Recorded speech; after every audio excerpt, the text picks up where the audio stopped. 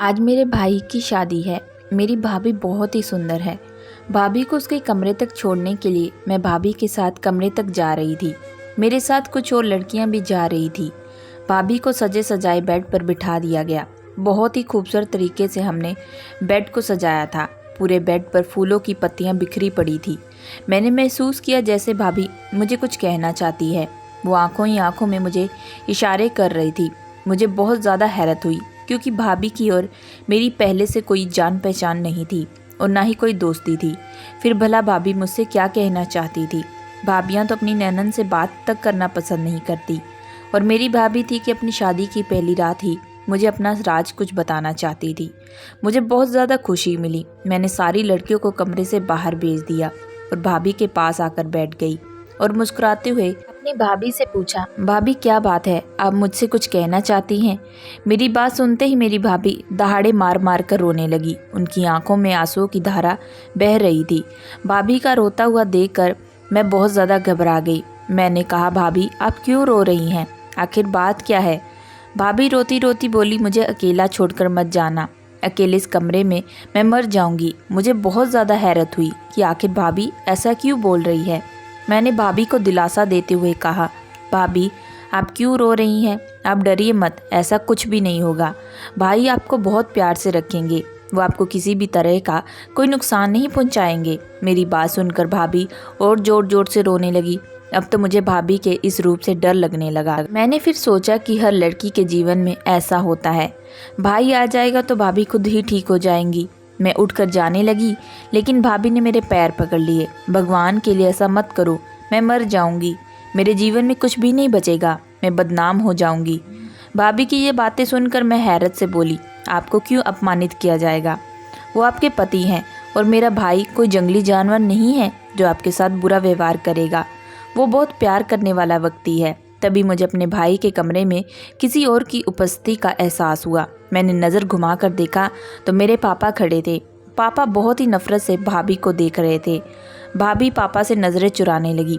कुछ पल के लिए भाभी और पापा की नज़रें टकराई थी तो मैंने महसूस किया जैसे भाभी की आंखों में एक शिकायत थी।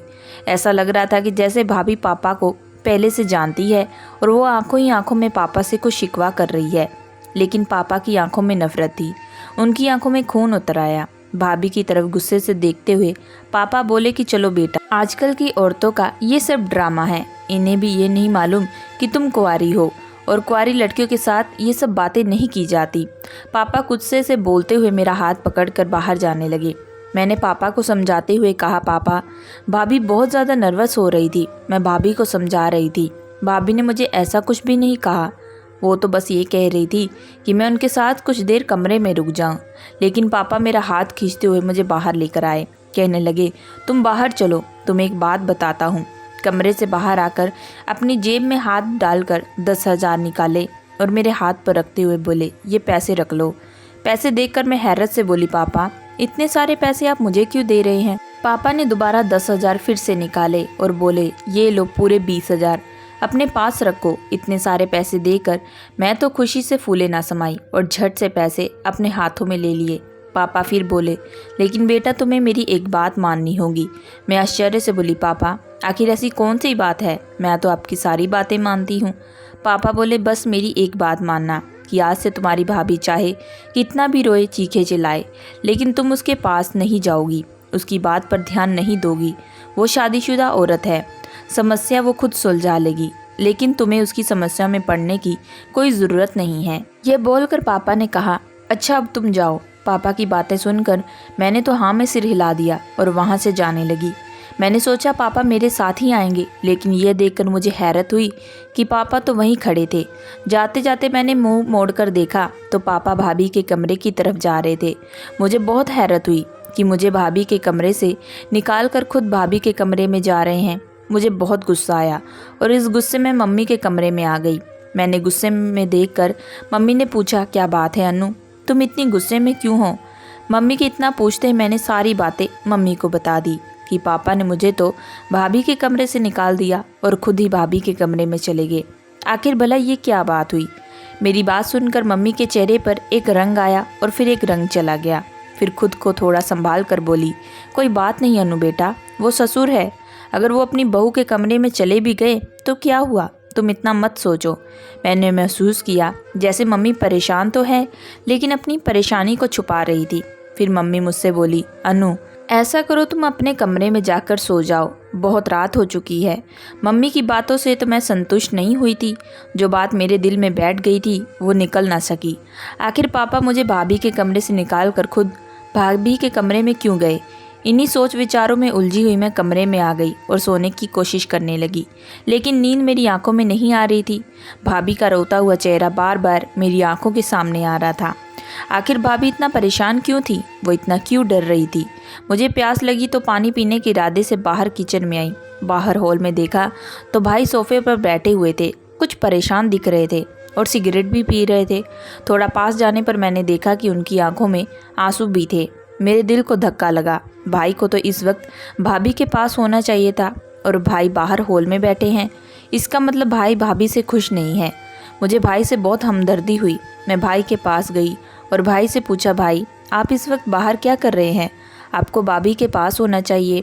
ये बात सुनकर भाई ने मुझे गुस्से से देखा और बोले, तुम भी आ गई पापा की चमची बनकर, जाओ यहाँ से, मुझे मेरे हाल पर छोड़ दो। लेकिन भाई आप ऐसा क्यों कह रहे हैं, मुझे पापा ने नहीं भेजा, मैंने तो आपको परेशान देखा इसलिए चली आई।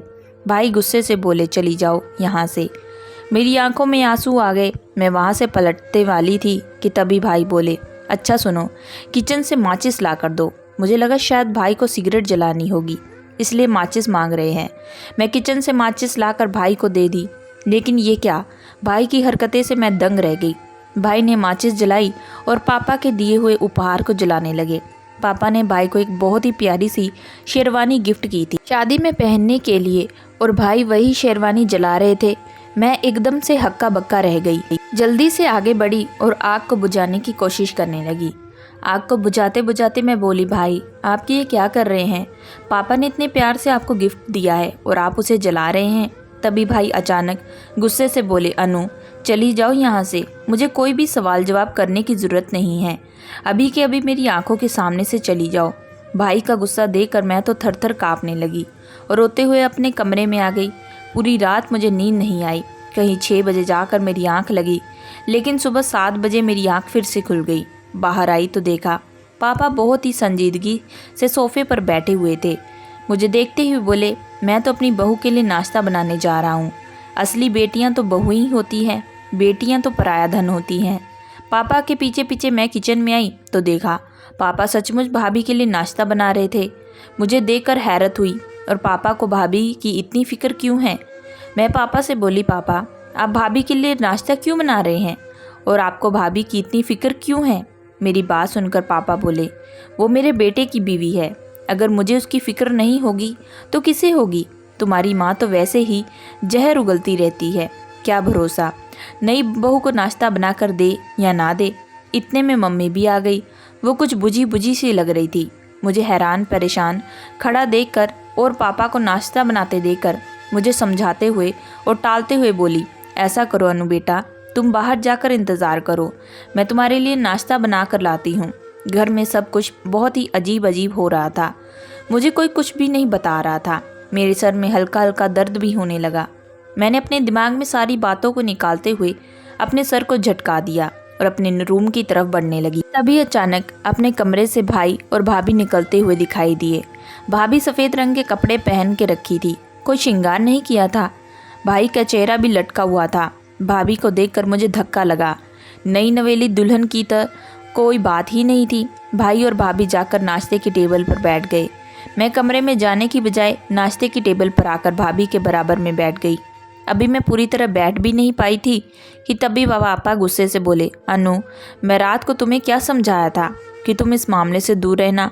तुमसे मैंने कहा था कि अपनी भाभी से दूर रहना, उनके पास भटकने की कोई ज़रूरत नहीं है तुम्हें मेरी बातों का कोई असर नहीं होता। शरीफ लड़कियां ऐसी नहीं होती। उनके माता पिता जो बात कहें उसे न माने। अपने बाप की बात मानना तुम्हारा फ़र्ज़ है। पापा की बात सुनकर भाई ने बहुत ही गुस्से से पापा की तरफ देखा और बोले, पापा हम लोग इतने शरीफ भी नहीं हैं। पापा ने भाई की बात तो सुनी लेकिन उसे अनसुना कर दिया। मैं उठी नहीं, बैठी रही और नाश्ता करती रही। अभी नाश्ता करते हुए 10 मिनट ही हुए होंगे कि तभी बाहर दरवाजे पर किसी ने दस्तक दी। बाहर दरवाजे पर दस्तक का होना कि भाभी के चेहरे पर हवाइयाँ उड़ने लगी। उनका चेहरा एकदम से सफ़ेद पड़ गया। दरवाज़ा खोलने के लिए भाई और पापा गए। पीछे पीछे भाभी भी चली गई। मैं भी उनके पीछे पीछे जाने वाली थी कि मम्मी ने मुझे रोक लिया और बोली, तुमसे तुम्हारे पापा ने क्या कहा था कि ज़बरदस्ती बड़ों के बीच में टांग अड़ाने की कोई ज़रूरत नहीं है। यहीं बैठी रहो और नाश्ता करो और अपने कमरे में जाओ। पापा, भैया और भाभी को बाहर गए 15 मिनट हो चुके थे, लेकिन वो अभी तक अंदर नहीं आए। पता नहीं इतनी देर तक वो क्या बातें कर रहे थे। पता नहीं आने वाला इंसान कौन था। मम्मी चुपचाप बैठी नाश्ता कर रही थी, जैसे उन्हें कोई फ़र्क ही न पड़ता। अभी थोड़ी देर और गुजरा था कि तभी मुझे भाभी की ज़ोरदार चीखें सुनाई दी। मैं एकदम से उठकर बाहर की तरफ भागी कि तभी मम्मी ने मेरा हाथ पकड़ लिया और बोली, अनु, तुम्हें एक बार में समझ में नहीं आता, तुम्हें इस मामले से दूर रहना है। मैं रुआसी हो गई और बोली, मम्मी पता नहीं भाभी को क्या हो गया है, वो क्यों चीख रही हैं, हमें बाहर चलकर देखना चाहिए। मम्मी मेरी बातों का कोई जवाब नहीं दे रही थी, बस चुपचाप आंसू बहाए जा रही थी। मेरे चीखने चिल्लाने पर बस इतना बोली, अनु मैं कुछ नहीं कर सकती, मुझे अपने घर को बचाना है, उसे तोड़ना नहीं है, मैं मजबूर हूँ। अनु मैं कुछ नहीं कर सकती। पापा ने और भाई ने बाहर से दरवाज़ा लगा दिया। मैं दरवाजे को ज़ोर ज़ोर से पीट रही थी, लेकिन कोई दरवाज़ा नहीं खोल रहा था। भाभी की चीख अब और ज़ोर से आने लगी। वो बार बार ज़ोर ज़ोर से चीख रही थी। लगभग 2-3 घंटे के बाद पापा ने दरवाज़ा खोला और वह तीनों अंदर आए। भाभी भी अपने कमरे की तरफ चली गई। मैं भाभी के साथ उनके कमरे में जाने लगी तो पापा गुस्से से बोले, इस बेगैरत औरत के पास जाने की कोई ज़रूरत नहीं है। इस बार मैं भी ज़रा गुस्से से बोली, पापा आप ऐसा क्यों कह रहे हैं, आप भाभी को बेगैरत क्यों कह रहे हैं। पापा ने मेरी बात का कोई जवाब न दिया और अपने कमरे में चले गए। मैं गुस्से से बोली, इस घर में सुकून नाम की कोई चीज़ नहीं है, कोई किसी को कुछ बताता ही नहीं है। ये कहते हुए मैं अपने कमरे में आ गई, लेकिन मुझे भैया भाभी की टेंशन हो रही थी और सबसे ज़्यादा भाभी की टेंशन हो रही थी। जब घर में सब लोग इधर उधर हो गए तो मैं चुपके से दबे पाँव भाभी के कमरे की तरफ आई। मैं भाभी से मिलकर पूछना चाहती थी कि आखिर भाभी इतना चीख क्यों रही थी। सुबह हमारे घर पर कौन आया था, लेकिन जब मैंने भाभी के दरवाजे को धक्का दिया तो अंदर से बंद था। मैंने कई बार चुपके चुपके भाभी को आवाज़ लगाई, लेकिन भाभी ने दरवाज़ा नहीं खोला। मैंने कान लगाकर सुनने की कोशिश की तो अंदर से भाभी के सिसकने की आवाज़ें आ रही थी। मैं भाभी को दोबारा आवाज़ लगाते हुए बुला रही थी कि हमारे बाहरी दरवाजे पर फिर किसी ने दस्तक दी। मैं बाहर का दरवाज़ा खोलने गई तो देखा हमारे मोहल्ले की एक औरत खड़ी थी। उसके चेहरे पर बहुत ही शातिराना मुस्कुराहट थी। मुझे देखकर बोली, अनु बेटा तुम्हारी मम्मी कहाँ है। मैं उस औरत को अंदर ले आई और उसे सोफ़े पर बिठा दिया और मम्मी को आवाज़ लगाई। मम्मी भी उसके पास आकर बैठ गई और इधर उधर की बातें करने के बाद वो औरत बोली, सुबह सुबह तुम्हारे घर में क्या बात हुई थी, तुम्हारी बहू के चीखने चिल्लाने की आवाज़ें आ रही थी। भला ये कोई बात हुई कि शादी को 2-3 दिन भी नहीं हुए और तुमने ये तमाशा शुरू कर दिया। उस औरत की बात सुनकर मम्मी बोली कि मैं इस मामले में कुछ नहीं कर सकती, ये मेरे पति का मामला है, वो खुद ही इसे सुलझा लेंगे। मम्मी की बात सुनकर वो औरत बोली, अरे बीवी जी ये क्या बात हुई, तुम्हारे पति का मामला कैसे हो गया, ये तो तुम्हारे बेटे का मसला है, तुम्हें भी इस मामले को सुलझाना चाहिए। मम्मी आगे कुछ नहीं बोली और चुपचाप उठकर अपने कमरे में चली गई। वो औरत भी मुंह बनाती हुई वापस अपने घर की तरफ चली गई।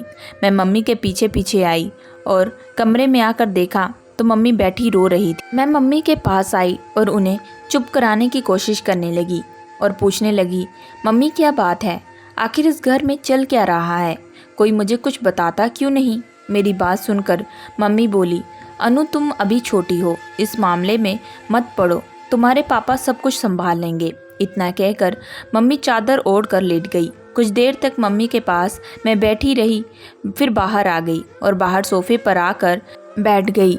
मुझे बैठे हुए 5 मिनट ही हुए थे कि भाभी अपने कमरे से आई और फिर मुझसे बोली, अनु मुझे एक पेपर और पेन दे दो। भाभी आप पेपर और पेन का करेंगी क्या। मेरे पूछने पर भाभी मुझे गुस्से से घूरने लगी। मैंने चुपचाप पेन और पेपर लाकर भाभी को दे दिया।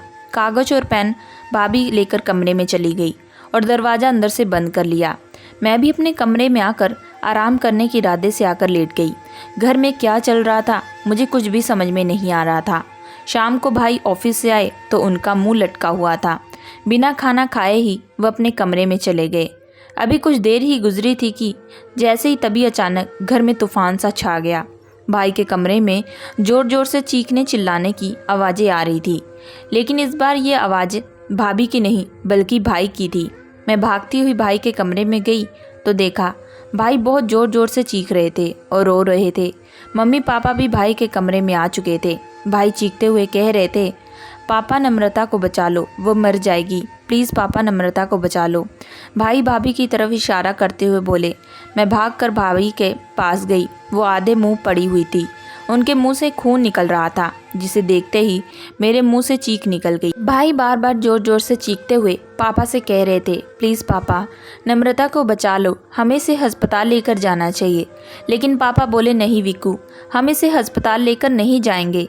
इसने अपनी मौत को खुद बुलाया है, ये अपनी मौत की खुद जिम्मेदार है, इसने खुदकुशी की है, हम इसे अस्पताल लेकर नहीं जाएंगे। इतना कहकर पापा ने आगे बढ़कर भाभी की खुली हुई आंखों को बंद कर दिया। भाभी इस दुनिया से जा चुकी थी। मैं चीखें मार मार कर रो रही थी। मम्मी की आंखों से भी आंसू बह रहे थे। भाभी अब इस दुनिया में नहीं दे रही थी। मैं सच्चाई को एक्सपेक्ट नहीं कर पा रही थी। भाई एकदम बेजान होकर बेड पर गिर पड़े। मैं भाभी को देख कर रो रही थी। भाभी का वो मासूम और डरा डरा चेहरा बार बार मेरी नज़रों के सामने आ रहा था। भाभी कैसे मुझे रो रो कर कहती थी कि प्लीज़ मेरे पास मत जाओ, मैं मर जाऊंगी। और आज सचमुच भाभी मर गई। सब परेशान खड़े थे। पापा के चेहरे पर एक गहरी खामोशी थी। तभी उन्होंने भाई से कहा, विक्कू नम्रता के घर वालों को फ़ोन कर दो, किसी आकर ले जाएं। भाई ने नम्रता के घर वालों को फ़ोन कर दिया। भाभी के घर वाले भी चले आए, गुस्से से चीखते चिल्लाते हुए, और भाई पर इल्ज़ाम लगाने लगे कि हमारी बेटी को तुमने मारा है, तुम हो उसके कातिल।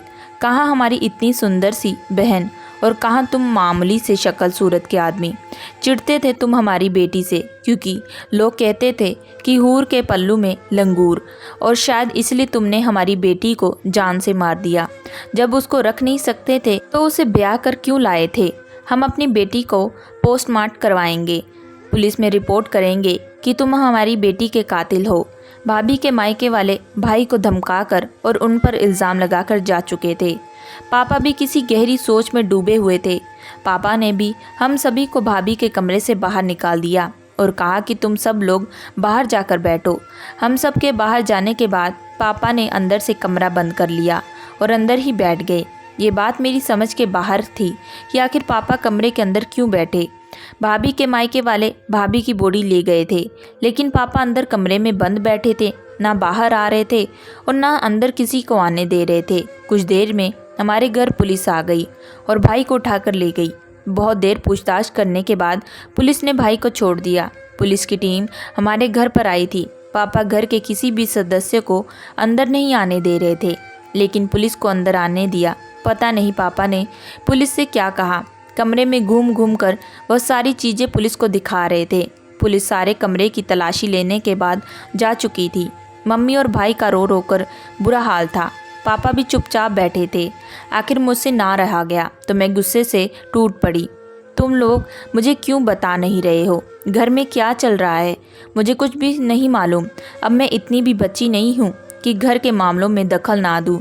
मेरी भी शादी की उम्र है, मुझे भी हक है इस घर में क्या हो रहा है ये सब कुछ जानने का, और आप लोग हैं कि मुझे कुछ बताते ही नहीं। पापा कुछ देर तक मेरी तरफ देखते रहे, फिर हाथ पकड़कर मुझे अपने पास बिठाकर बोले, आओ अनु, मैं तुम्हें सब कुछ बताना चाहता हूँ। तुम जानती हो मोहल्ले में कैसी कैसी बातें हो रही हैं। अभी किसी के घर की इज्जत थी, लेकिन अब नम्रता इस दुनिया से जा चुकी है। लोग उसके बारे में तरह तरह की बातें बना रहे हैं, लेकिन हमें उसका भरम रखना होगा। ये कहते कहते पापा ने एक पत्र मेरी तरफ बढ़ा दिया। पत्र हाथ में लेते ही मैं फ़ौरन पहचान गई कि ये वही कागज़ था जो कल रात मैंने भाभी को दिया था। मैंने कांपते हाथों से वह खत लिया और उसे पढ़ने लगी। उस खत को पढ़ते पढ़ते मेरे पैरों तले ज़मीन ही निकलती जा रही थी। उस पत्र को पढ़ना मेरे लिए बहुत ज़्यादा मुश्किल हो रहा था। आंखों के नीचे अंधेरा छा रहा था। भाभी की सच्चाई जानकर हैरत से मेरी आंखें फटी की फटी रह गई। खत पढ़ने के बाद मैं समझ में आया कि भाभी उस दिन मुझे अपने साथ रुकने के लिए क्यों कह रही थी। वह क्यों कह रही थी कि मैं बदनाम हो जाऊंगी, मैं मर जाऊंगी, मुझे बदनामी से बचा लो, मुझे मरने से बचा लो। और आज भाभी सचमुच मर गई थी। मैंने वह खत पापा के हाथों में पकड़ा दिया और कांपते हुए लहजे में बोली, पापा, लेकिन उस इंसान का नाम तो आपने बताया ही नहीं जो इन सब के पीछे जिम्मेदार था। पापा बहुत ही उदासी से बोले, अनु, तो क्या तुम भी अपने भाई की तरह मुझे ही वो कसूरवार समझ रही हो? मैं बोली, नहीं पापा, मैं आपको कसूरवार नहीं ठहरा रही। आप तो कोई गलती कर नहीं सकते। मुझे अपने पापा पर पूरा भरोसा है, लेकिन कोई तो था जो इन सब का कारण बना। पापा के चेहरे पर एक रंग आकर चला गया। पापा उदासी से बोले, हाँ बेटा, जो भी इन सब का जिम्मेदार था उसे पुलिस खुद ही ढूंढ लेगी। यह हमारा काम नहीं है। हम शरीफ लोग हैं। हम सब ये बातें कर ही रहे थे कि तभी भाई आए और अचानक से पापा के पैरों पर बैठ गए और रोते हुए बोले, पापा मुझे माफ़ कर दो, मैंने आप पर शक किया। मुझे नहीं पता था नम्रता ऐसी औरत है। जब उसने आप पर इल्ज़ाम लगाया तो मुझे उसकी बातों पर विश्वास हो गया। नम्रता ने रोते हुए मुझे बताया था कि तुम्हारे पापा मुझे डराते हैं, धमकाते हैं और मेरे साथ नाजायज़ संबंध बनाना चाहते हैं। नम्रता ने मुझे अपनी करीब आने ना दिया और ना ही मुझे पति का दर्जा दिया। उसने मुझे कहा था कि अगर तुम मेरे करीब आए तो मुझसे रिश्ता बनाने की कोशिश की तो तुम्हारे पापा मुझे मार डालेंगे और मेरे घर वालों को भी मार डालेंगे। उन्होंने मुझे धमकी दी है कि मेरे बेटे से दूर रहना। मुझे नम्रता की बातों पर ना चाहते हुए भी यकीन हो गया था और इसीलिए उस रात मैं बाहर परेशान सा घूम रहा था। मैंने आपके दिए हुए सारे गिफ्ट को भी आग लगा दी। मैं बहुत ज़्यादा तनाव में था, लेकिन मरते हुए नम्रता ने मुझे सब कुछ सच सच बता दिया कि तुम्हारे पापा बेगुनाह हैं। तुम्हारे पापा को तो मैं जानती भी नहीं थी, बल्कि मेरा रिश्ता तो मेरे एक फ्रेंड से था। वो मेरे साथ मेरे कॉलेज में ही पढ़ता था। हम दोनों में आपस में प्यार हो गया था और हम दोनों पति पत्नी की तरह रहने लगे थे। शादी नहीं हुई थी, लेकिन जल्द ही शादी करने वाले थे। लेकिन तब तक तुम्हारी शादी मेरे साथ हो गई। नम्रता ने बताया कि उसका बॉयफ्रेंड उसे अब धमकाने लगा। उसने कहा कि अगर अब तुमने अपने पति के साथ संबंध बनाए तो मैं तुम्हें जान से मार दूंगा। तुम्हारी कुछ तस्वीरें मेरे पास हैं जो वायरल कर दूंगा और तुम बदनाम कर हो जाओगी। लेकिन उस दिन जब नम्रता का बॉयफ्रेंड दरवाजे पर वो सब तस्वीरें फेंक कर गया तो मुझे विश्वास हो गया था कि नम्रता झूठ बोल रही है।